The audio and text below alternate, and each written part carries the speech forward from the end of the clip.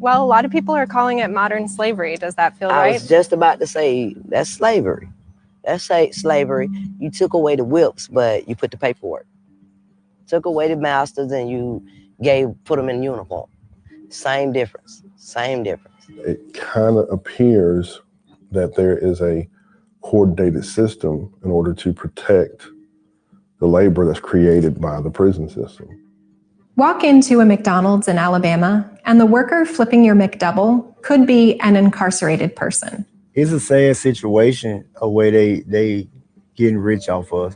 The Alabama Department of Corrections farms out incarcerated people to work at hundreds of private companies and government agencies across the state. McDonald's, Burger King, Golden Corral, Wendy's. They got a Wendy's contract right now. State Trooper's office.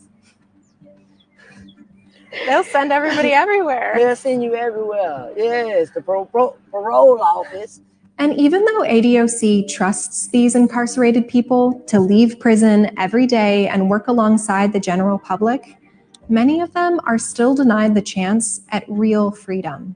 I work for y'all, but when I come up from parole, you deny me. Why would you deny me? Because because you're getting free service.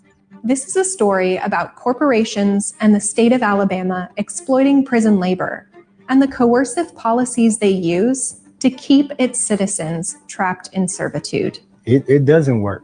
It's a terrible system. If you're wondering how any of this is even legal, well, it might not be. That's what we went to Alabama to figure out. No, let it be known. I did a story maybe a year or so ago on that exact same thing. What's interesting is, as that young lady was saying, they are bussed over or taken over to these fast food or other places, and they work there 8+ hours and return to jail. When they are released, these same places won't give them a job. Now they got the experience. They won't give them the job. And there has been because these supervisors at some of these places have been accused of assaulting these inmates because they feel like they can get away with it. As Dr. Nicole says, the new Jim Crow.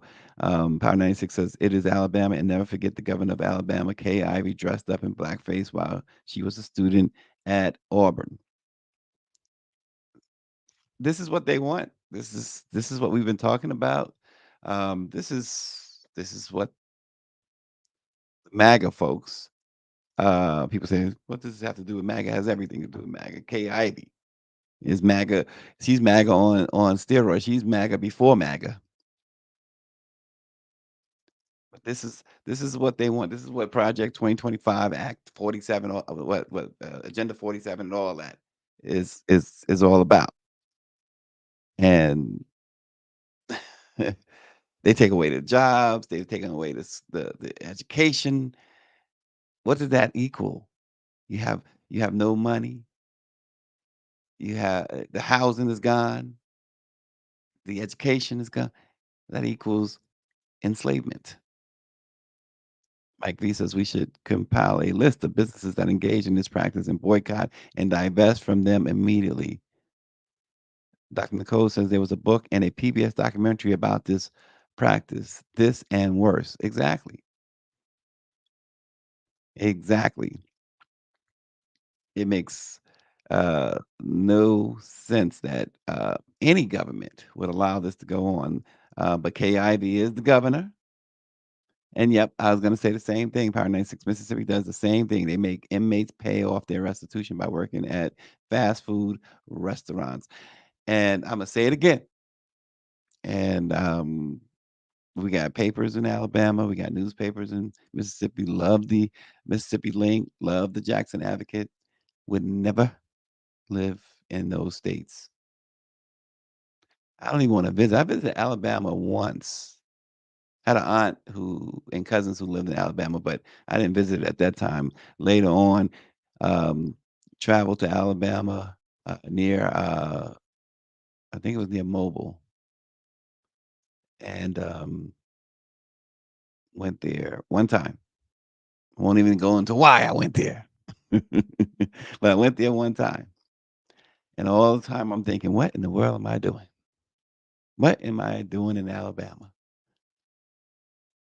And the one time I went to Mississippi, it was a mistake. We were in Kentucky. We were looking for, of all things, I think it was a Walmart, and we're going from Cincinnati to Kentucky, and then I'm coming across the bridge, and the sign says, to my horror, welcome to Mississippi.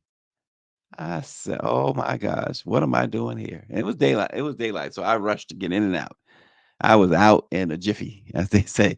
Mississippi, Alabama, y'all can have.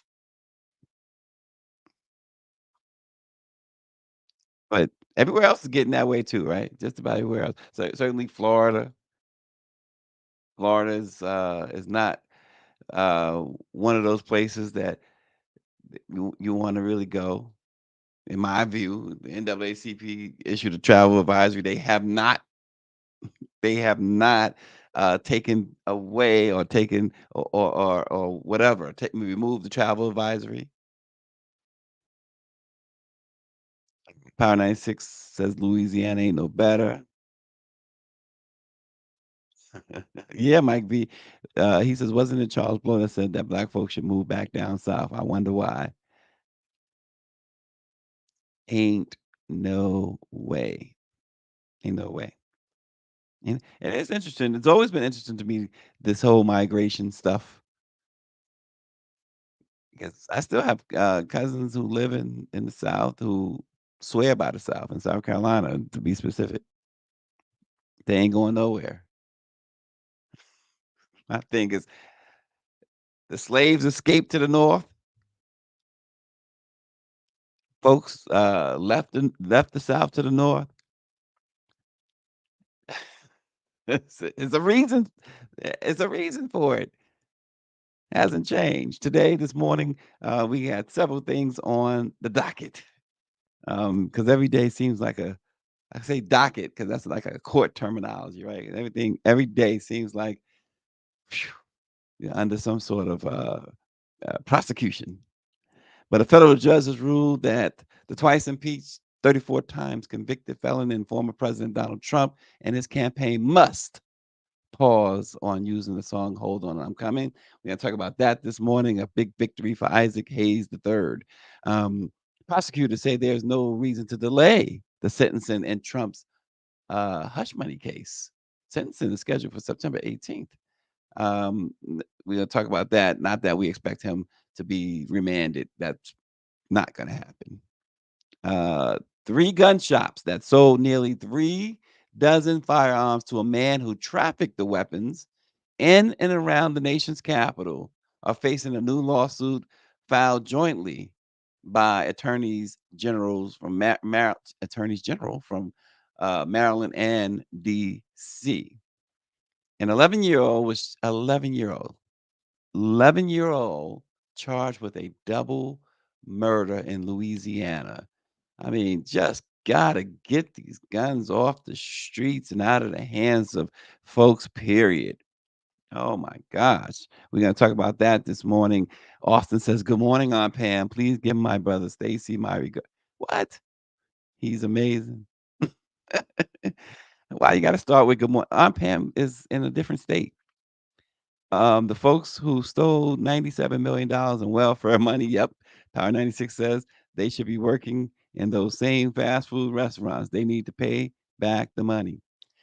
Yeah, in fact, we all know that the former Green Bay Packer football star Brett Favre is embroiled in that whole scandal down in Mississippi, and $97 million and welfare money misused. Um, and as Power 96 says, and most say stolen. And still, the lack of accountability in that has been simply stunning. And there's no, it's the outcry you would expect should have extended beyond Mississippi. Dawn has been all over that from day one. But first, this morning, before we get into the media matters, I'm going to talk about the King of Pop. Michael Jackson's legacy has continued to dominate the entertainment industry with his various projects, now collectively surpassing an astonishing, eye-popping $2 billion in global ticket sales. Michael's influence remains unmatched, from groundbreaking concert films to sold-out Broadway shows. And this all is going on despite some factions of the Jackson family fighting the estate, or at least in their way fighting against the estate. Um, Legal battles. One just ended, in which Michael's mom, Catherine Jackson, lost a battle to prevent the sale of certain some of Michael's music. A huge, huge deal that the estate made.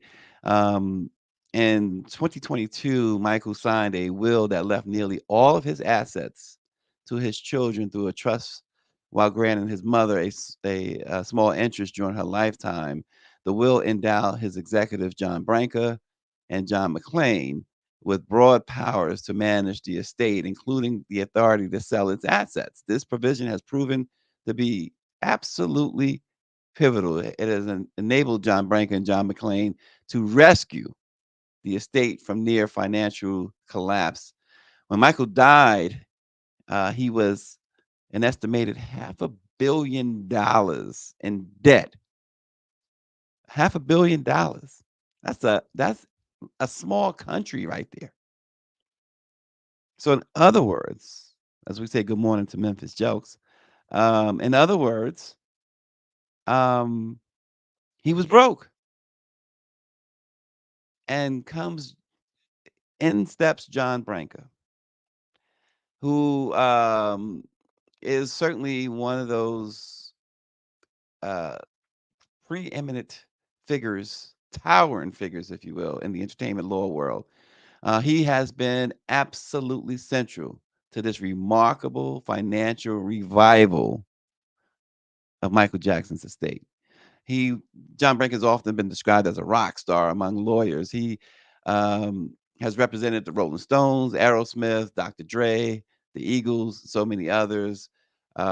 He has secured amazing record-breaking earnings for artists, set industry-changing precedents that continued today to shape the music. We see people often. We see these artists selling their catalogs. Well, Branca and his relationship with Michael Jackson began way back in 1980, and it was Branca who was instrumental in what really turned out to be a life-saving acquisition. At least for a time, it was a life-saving acquisition for Michael Jackson, and that was the ATV Music Publishing catalog, which people have come to uh, call the Beatles catalog. That purchase for nearly $50 million way back, I believe it was 1986, 1987, when Michael purchased the catalog that included Beatles music. It also included Sly and Family Stone, Elvis, some of Elvis's music, and so many other folks' music. Well, it became a lifeline for him as his finances floundered, and he used it for various loans. And so John Branca, when Michael did his will, this one of perhaps the smartest thing he ever did was name Branca the executor of his estate, because you got to believe that Michael Jackson's children, who this estate is for, is not for Tito and Jackie and Jermaine and Marlon and Jan. Not that not that Janet would need it, but it's not for them. It's for his kids. And those three children, based on the incredible job that John McClain and John Branca, and more specifically, John Branca, has done, those kids can feed 50 generations of Jacksons if they want to. The money that they've made is incredible. The ticket sales. Michael Jackson's This Is It concert film became the highest grossing concert film of all time. Then there's MJ the Musical, which has won 4 Tony Awards and continues to sell out across the, not just America, but North America and even London's West End. It's going to Australia and Hamburg next. And earlier this year, John Branca and John McClain negotiated a blockbuster deal where they sold a significant portion of Michael's music catalog to a joint venture with Sony for a staggering $600 million. And some family members got Catherine Jackson to object, filing lawsuits, but that's when Michael's children said, hey, wait a minute. These lawsuits only mean that they're taking money out of our pockets, ours. This, our dad left us this. They wasn't going against their grandmother. They was just trying to rein in some of the spending, and which is really interesting that they would. We use the term rein in the spending when we're talking about this is a multi-billion-dollar enterprise here. So they're showing fiscal responsibility, taking a cue from John Branca. Certainly not taking a cue from Michael. And this is not a slight against Michael. He played fast and loose with his money. He was, like we said, $500 million in debt when he died. And now, this got to be some sort of award for John Branca here. Now, Tito and Jackie in particular, and I think Marlon as well, Tito and Jackie for sure have been working and been very supportive of this estate, while some other members of the family haven't been too thrilled. Now, we know that this anticipated movie about Michael, called Michael, is coming out next year. It's starring as Michael, his nephew Jafar, Jermaine's son, who actually tried out for MJ the Musical. And apparently they felt he'd be better suited for the movie and not the musical. Either way, you're going to get great talent. I mean, look, let's face it.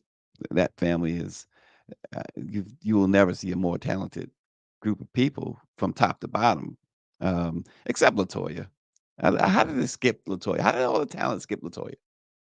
How did it skip her? Somebody explain that one to me. 9 kids and then 30 grandchildren. And the grandchildren are all talented. But it skipped LaToya. It skipped her. So some of the accomplishments before we move on include This Is It. Some of the accomplishments by John Branca and the Jackson Estate include the This Is It concert film, the Immortal World Tour, which is one among the top 10 touring concert shows of all time. Michael Jackson won, which is the top Las Vegas show. MJ the Musical, which won 4 Tony Awards. And of course, all these sold out acts, all these sold out events, and of course, the most anticipated biopic ever, directed by Antoine Fuqua, is called Michael.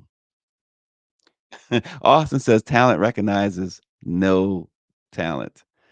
It's like all this talent. Here comes LaToya. It just, it's like, oh my gosh, what happened? Folks, a federal judge has ruled former President Donald Trump and his campaign must pause on using the song Hold On, I'm Coming. The decision came after the estate of the late R&B artist and songwriter Isaac Hayes sought an emergency injunction to stop the Trump campaign from using the song at campaign events. They allege that the campaign does not have approval. Judge Thomas Thrash Jr. made the ruling from the bench in a court in Atlanta. He says, as well as Isaac Hayes Enterprises. I want my client Isaac Hayes III, who I'm so proud of today. No one has ever stood up to Donald Trump like this.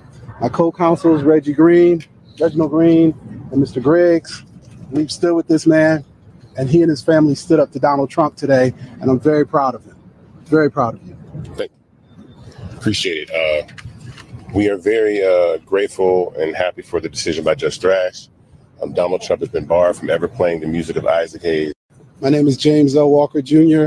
I'm the lead counsel for Isaac. I mean, why he walked up there looking like his father? Um, why does he look like he look like he's about to come up there and start playing the theme to Shaft? But I didn't know. I'll be honest. And I always pride myself in knowing these things, but I did not know that Isaac Hayes uh, co-wrote "Hold On, I'm Coming." And, it's the famous song by Sam and Dave. Didn't know that until this situation came about. But this is like a long line of folks who have said we do not want that guy using our music. And the thing that what makes this one stand out too is that the Trump campaign had continually gone against Isaac Hayes III and this, whereas others they just said, hey, okay, you don't want us using your music, we're going to stop. After in some cases they had to file injunctions and things like that, but for some reason they would not listen to Isaac Hayes III, and he said, you know what, I'm going to flex some legal muscle on you. I mean, he got his dark shades on with the beard. I think he intentionally was looking like his father, right? Power 96 says that lawyer is gangster. He told the reporters he has to get back to his black job. That is too much. I need my money though. Right.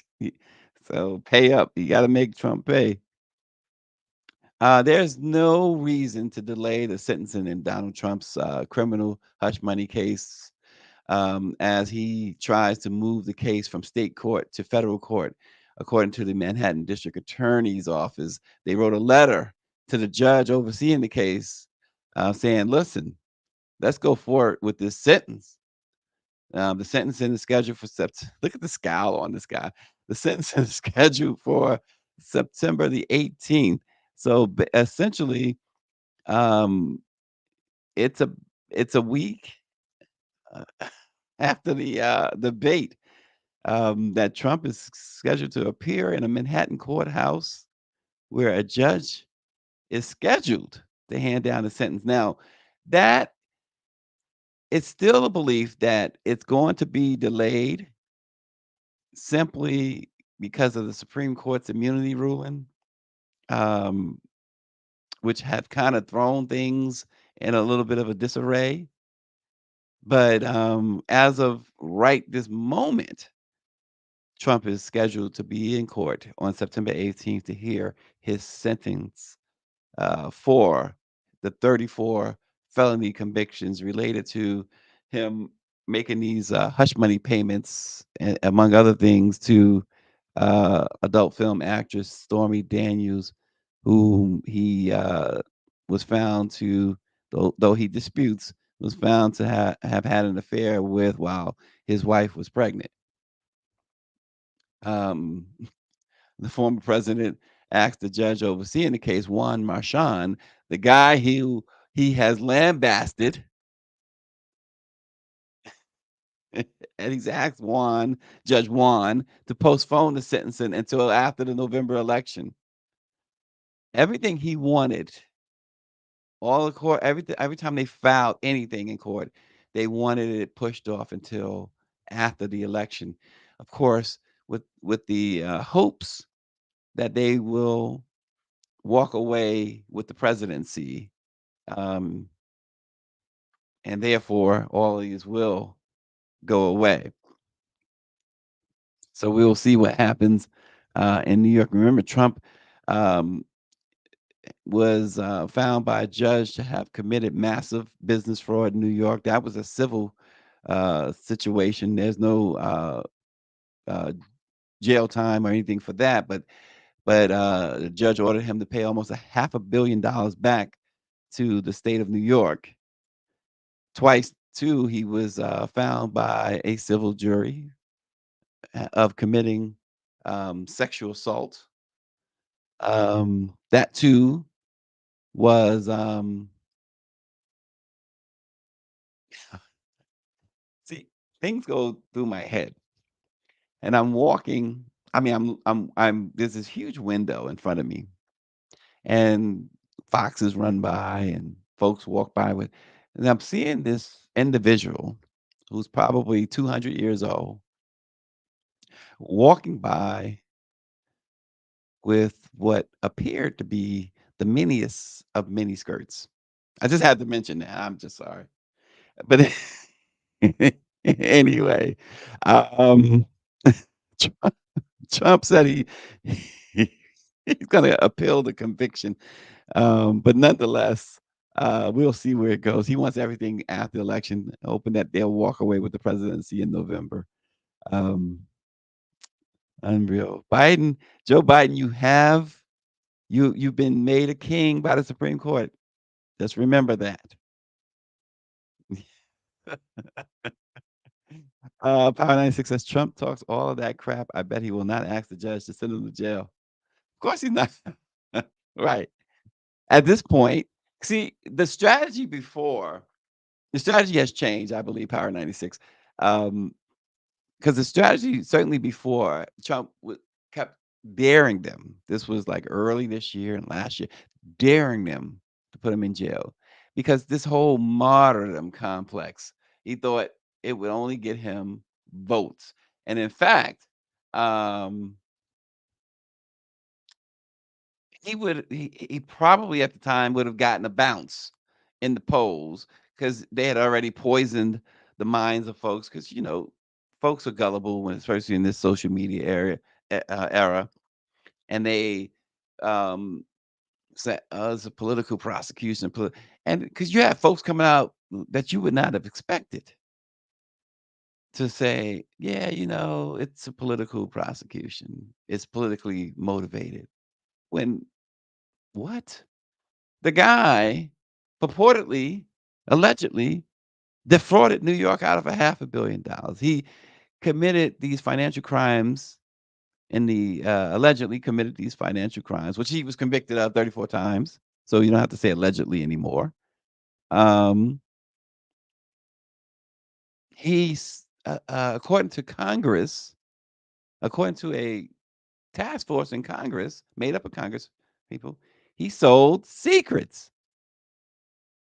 He used those classified documents to sell U.S. secrets to enemies. Um, he told the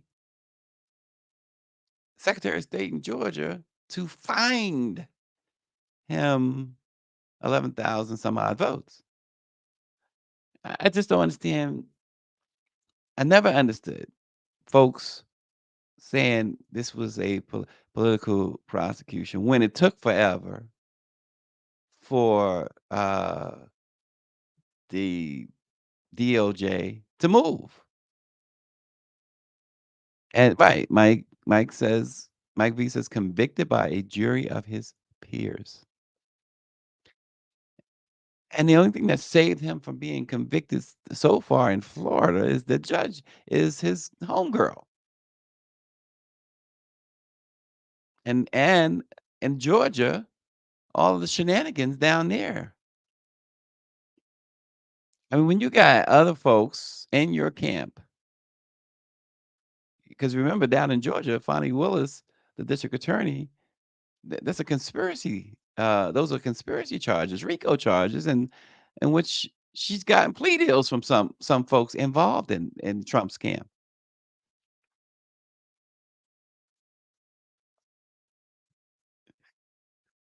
I just wonder what is happening.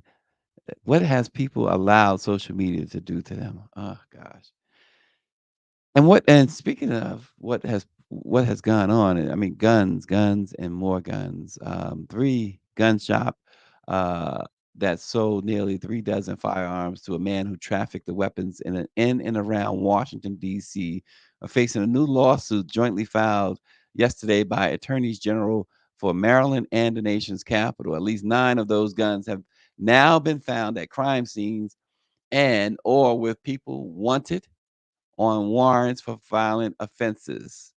Um, Sam P.K. Collins was at the courthouse yesterday, um, and I'm sure he will have a lot more.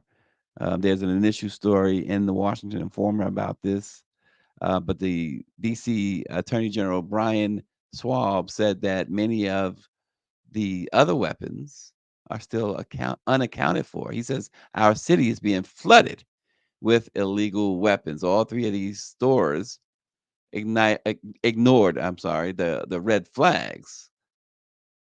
And we know that the district has struggled with gun violence in recent years. The nation's capital saw its highest number of homicides in more than 3 decades last year, and more than 90% of those were carried out with firearms. Maryland Attorney General Anthony Brown said many of us watch the news and we wonder where all these guns are coming from. Now we have part of the answer. It's coming from these gun stores. That's where they're coming from. And more places are just allowing folks to just go in and buy guns like you buy bubble gum. No, no permit is needed in a lot of places anymore. Certainly no license is needed. No training is needed. Now, DC, of course, does have strict gun laws. If for no other reason, it's because that's where all the federal government is headquartered. Of course, the president, vice president, and all these officials. So naturally, they have extremely strict gun laws. Mike V says you can get a gun quicker than you get a job. Yeah. And this comes, other cities and states, including New Jersey, Minnesota, Chicago, Philadelphia, um, they have filed suits against gun stores. Kansas City settled a suit last year against a gun dealer accused of ignoring evidence that guns were being sold illegally. And once again, when you get all these shootings, particularly the school shootings, these Congress people, these senators, oh, my thoughts and prayers are with the family. But then when you ask them, are you going to pass any meaningful legislation? They curl up into their holes created by the gun lobbyists, in which they are flooding them with money. They start looking in their bank accounts and say, well, that's all we got. That's all we can afford to offer is thoughts and prayers, because otherwise we won't be getting this money from the NRA and other folks. And then we see something like this in Power 96's jurisdiction. An 11-year-old has allegedly confessed to fatally shooting a former city council member and his daughter. You see pictured there. Officers in Mendon, about 30 miles east of Shreveport, received a call at 6:30 a.m. on Sunday about 2 bodies inside of a house, according to the police chief, Jarrett McIver. And that's where responders found Joe Cornelius Sr., who was 82 years old, and his daughter, Keisha Miles, who was 31. They was dead from multiple gunshot wounds. The 11-year-old, who is related to the victims, according to police, quote, gave us a story at first that just didn't add up, and later confessed to the shootings. Right now, they say a motive is not known. And then they grappled about the child's age. At first, they were told he was 10, but they did confirm that he's 11. I mean, what difference does it make? The child was at the house Sunday morning and allegedly shot the victims between 6 and 6:30 a.m. Two guns that belonged in the house were found hidden on the property, and the shell casings at the scene were of the same caliber as the two guns. Now, the 11-year-old is in custody, charged with 2 counts of first-degree murder. Let that sink in. This 11-year-old is facing 2 counts of first-degree murder. The 82-year-old victim, Joe Cornelius Sr., was a longtime councilman in Mendon, and at one point he served as the appointed mayor. So he was very popular there. Um, and yeah, Mike V, it is shameful. It is shameful. 11 years old. 11 years old. What do you do with that? Dr. Nicole, what do you do with that? 11 years old. And they, lawmakers, that is, want to continue to tell you that guns are not the problem. They want to continue to make you believe when every other minute we keep hearing about these murders with the firearms. And you would think, I always say this, you would think that police unions would be the strongest lobbies, the strongest to lobby, I should say, against guns being so freely available. Um, you'd think that they'd be the ones who want less guns on the street.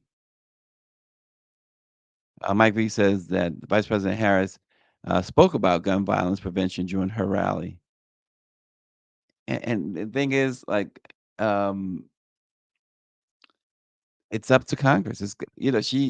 She can win the presidency, and it would be good to have somebody pushing for that from the Oval Office, but it's up to Congress. And that the NRA and other gun lobbyists, they keep filling the coffers of these lawmakers so that they won't pass any meaningful gun laws. But it certainly would be an advantage of having someone who pushes for this. Because no doubt there's a new school year, and at some point this year, and it's as horrible as it is to say, there will be a school shooting. That's just the way it is. And then this crazy talk of arming teachers, as if teachers don't have enough on their plate. I mean, in some situations, some of these shootings we've seen where folks who are charged with protecting these kids, they they did nothing. They were scared themselves. So 11-year-old is charged with a double homicide, shooting an 82-year-old and a 31-year-old, apparent family members. Wow. Folks, again, next week we'll be in Washington, D.C. For the week of the Congressional Black Caucus Foundation's annual legislative conference, and of course the NMPA's leadership reception gala, which is next Thursday. The debate is next Tuesday. We'll be bringing you some good old fashioned debate coverage next week on Tuesday, but all week we are there at the Walter E. Washington Convention Center, and then at the Conrad for the huge night, the NMPA's leadership reception. Um, Saluting excellence in leadership. And there are some of these. Senator LaFonso Butler, she is among those who are scheduled to receive leadership awards. Raphael Warnock. And listen, show up. I think a prerequisite of you getting an award, especially one that's honoring you for your leadership, is to show up. I don't think you should get an award if you don't show up. This is not the Grammys. You got to show up. I'm not picking nobody for an award. I'm not choosing nobody for an award who is not going to show up. So show up or just, forget your award. AP Powell from Phoenix, who's done so much with the Hero Zona Foundation there in Arizona. Y'all gotta look up AP Powell if you don't know about him. I'm pretty sure AP will be there to graciously accept his award.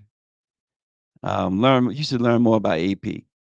Good guy, great foundation that he oversees. So some worthy recipients of the National Newspaper Publishers Association's leadership awards. Worthy recipients on the docket. Let's start it with on the docket. So come on by. I know again we could probably expect David Youngblood to pay us a visit. Michelle might pay us. Michelle Madison dropped in on us in Baltimore, and it was really nice to see her. And I know Dr. Nicole she gave me what appeared to be a thumbs up yesterday. So Dr. Nicole may be coming. Let me know. Y'all come on down. We got a few tickets, free tickets. Come on down. Big sis, come on down. Austin, I don't know. Should we invite Austin Greer? I don't know. I'm debating on whether we should invite Austin or does he have an automatic invite? Can we do something about that automatic invite? We can't get Power 96 to come all the way from Louisiana, can we? Is that a possibility? Join us though, folks, and you can go to nmpa-events.com to learn more, and even come on down if you want and grab a ticket, or see me and Greer. We'll hook you up. Until then, we'll see you tomorrow. Thanks for watching. Let it be known.